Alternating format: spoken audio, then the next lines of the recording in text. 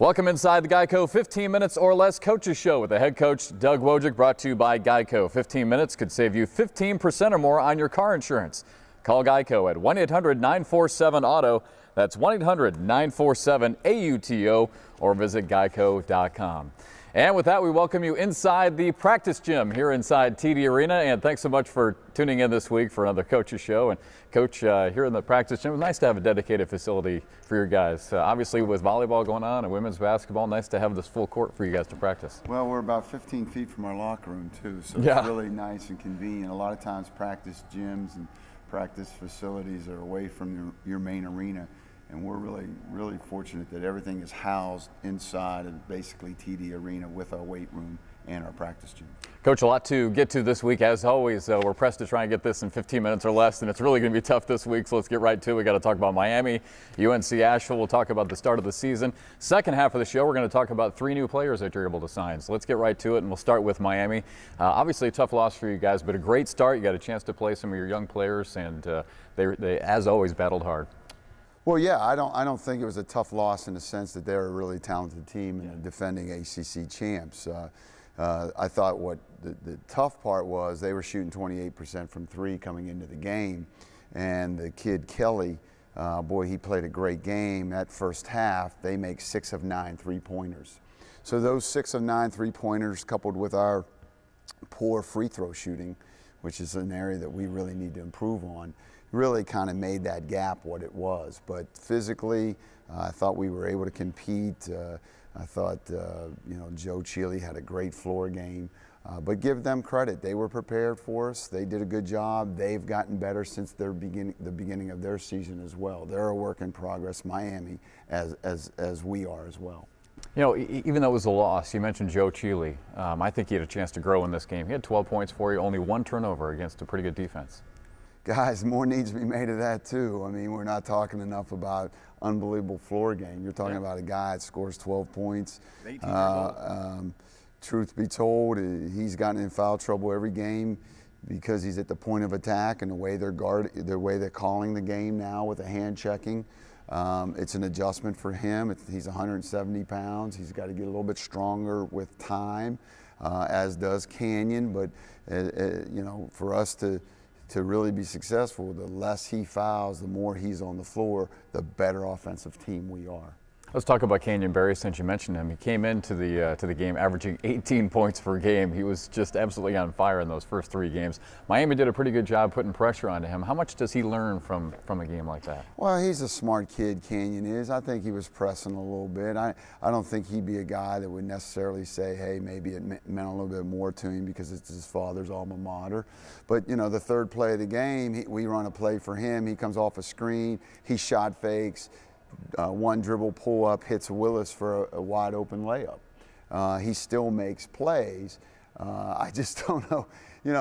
He's a young guy. It's not fair to say he's going to go get 18 every night, right, especially when defenses are now designed or will be designed to stop him to some degree. But the 3-headed monster for us is Anthony Stitt, Joe Cheely, and Canyon Berry. That's the 3-headed monster, with another guy coming off the bench and then Anthony Thomas being different than all 3 of those guys. So that for us is what we have to develop as we go forward. I want to talk about Anthony Thomas. Unfortunately, we're pressed for time already. So yeah. Anthony Thomas, I thought, really did a good job. 8 points off the bench for you, and also had 3 rebounds, so some good minutes. The other thing I want to touch on was, and you guys talked about this in the postgame show, a good chance to get Terrence O'Donohue into the game for a little bit, Jonathan Cook in there, and Theo Johnson as well. Yeah, we're working on our rotation while we're playing good competition. We're not working on our rotation playing, poor competition. So it's a little bit different. If you're beating somebody by 20 points, yeah, it's easy to get people in the game. Now it's hard to get people in the game when you never extend the lead. When you don't extend the lead against Charlotte, you give up a lead in the first half. And it's really hard to sub at that point an inexperienced player. Same thing with Asheville, same thing with Miami. But I think we've talked as a staff and as a team, and we've sort of settled in for right now, currently, what we're going to do with our bench, and we're going to try to move forward with that. Coach, to wrap up this first half of the show, talking about the schedule. Obviously, it's turned into a really difficult schedule. We knew that. You open up the season against the third-ranked team in the country in Louisville, then you play Charlotte, then UNC Asheville, a very tough team. Obviously, Miami, very good. It's been a tough road so far here. Yeah, I mean, I have no, the only disappointment to me is just the way we shot the ball against Asheville. If you're 2-2 and your losses are Miami and Louisville, but I know, going forward, I watched Arizona State last night beat UNLV at UNLV, and their point guard went for 40 points. I mean, we are going to be battle tested by December, but that's the whole point of it. And then the other side of it is you don't get the crowds that you had over the last 3 games at home if you're not playing good opponents. I really appreciate the fact that our fans and our students have been as good as they have been. You look around the country and people are not drawing over 4,000 people to a game at home in November, and we are.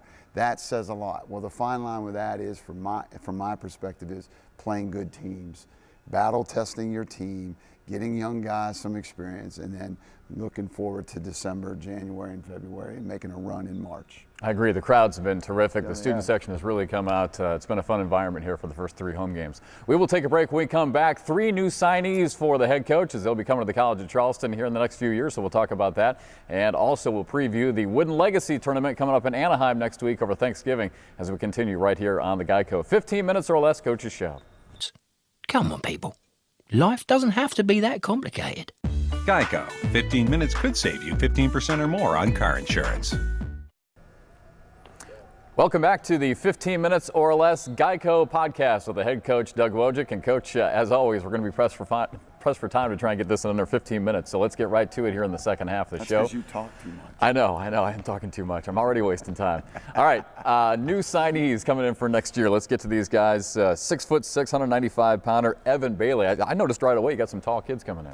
Yeah, Evan's going to be a wing player, very similar to Canyon Berry. I'm not sure that Canyon's first step is a really good first step, but he's played at a high level. Evan has. He's a shooter. He's rebounded. He's played multiple positions, played at a high level on an AAU team out of Ohio. Mom and Dad were both college athletes. We're expecting really, really big things from Evan. He's out of, I think you say it, Massillon, Ohio is how it's pronounced. It's right near Canton. Football country. He's That's from right. football country, and he's got a toughness to him, and he's an outstanding student. We really hope that he'll be accepted into the honors college right into school, just like Canyon Berry was. And so next year, out of 13 scholarship players, I have a chance to have 2 honor college students, which is pretty good. So again, looking at this, height is definitely the theme. We've got a 6'6", got 6'7", and a 6'10" guy. Let's get to the next guy, 6'7", 190-pounder, a forward, and Donovan Gilmore out of Wesleyan Christian Academy in High Point, North Carolina. Yeah, Donovan he was the first to commit to us last April as a junior. He was the first kid that we've ever visited as a junior on an official visit, and he committed. Great athlete, vertical athlete, plays for Keith Gatlin up in North Carolina at Wesleyan Christian. Keith Gatlin was the point guard at Maryland when I was playing in Navy. I've known Keith a long time, and Donovan's going to be that hybrid forward, to guard that 4-3 guy, 3-4, real athletic, real mature, and another great student besides Evan. And finally, a kid who I got a chance to meet, 6'10", 220, really good-looking forward, Nick Harris out of the Atlanta area. He's a good-looking player for you. Yeah, he'll probably play the center spot for us for the most part, center forward position. 220 in high school right now. There's a good chance that he'll be 240, 235 as a true freshman. Really good skills. I think, developing guys as you go and having that size and looking for the heir apparent to a Jai down the road. Nick really has a great chance to be that guy. He decided to come here even after he met me, and I got a chance to meet his family. But honestly, really great family. All 3 kids, great families, great students, very good schools, just solid citizens, which I think is the way to build a program. Is good players, good students, good citizens. You have a chance to have less problems.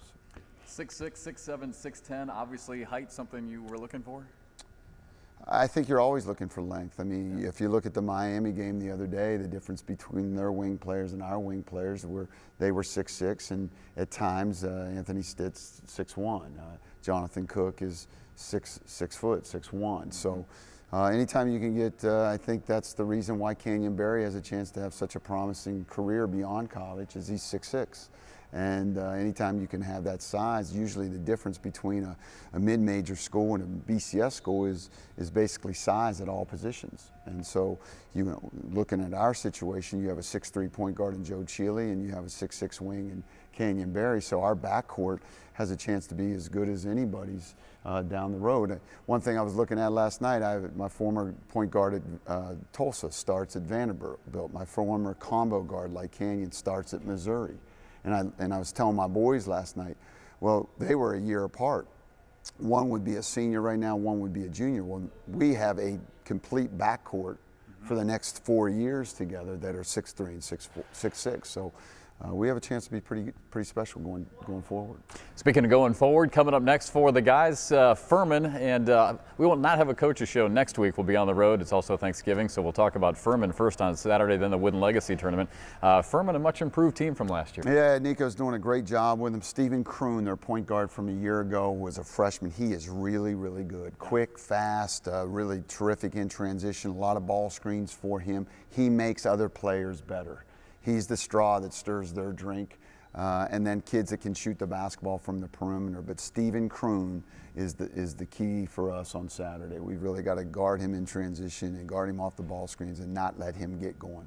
Nice win for Furman also against Gardner-Webb, and they also lost to Florida Gulf Coast by just 1 point as well. So an improved team from what we saw last year. All right, let's skip ahead to Thanksgiving. The Wooden Legacy Tournament. This is going to be a lot of fun. We'll head out to Anaheim, be a nice week out there, and some really good competition for you guys. Yeah, as we go forward here, leading towards the Furman game, I mean, we're in our last full week of school right now. And then next week, there's only 2 days of school, and then our kids come back in the finals. So there's good competition, academic pressure right now on the kids. It's just the way it is. And a lot of people don't realize that, but that's what they're going through right now. San Diego State, huge test. Like I said, Arizona State just beat UNLV. They play Creighton. Creighton has the player of the year in the country, and Doug McDermott. So just nothing but stiff competition out there. But again, thinking battle tested, thinking, getting better as we head into finals. Good competition, also really good exposure for the program while we're out there too. Yeah, we try to kind of add that national theme to it, trying to get our name out there, and a good way to do that is certainly with the ESPN tournaments. Some of the other teams that will be out there: Arizona State, Creighton, George Washington, Marquette, and Miami. A lot of NCAA tournament teams from last year. Absolutely, and on our side of the bracket, it's not an easy side of the bracket. San Diego State, Creighton, Arizona State, and then on the other side, probably Marquette and Miami coming out of that side. So we'll see what happens. 3 games in 4 days, not a lot of time to prepare or practice. You really got to have good concepts and get the kids rested and go play. Good luck out in Anaheim. We will talk to you again after the Thanksgiving break, and good luck. We'll see you on the road. Thanks, Jeff. It's Coach Wojcik, head coach for the College of Charleston. That's the Geico 15 Minutes or Less podcast, hopefully right here on CFCSports.com.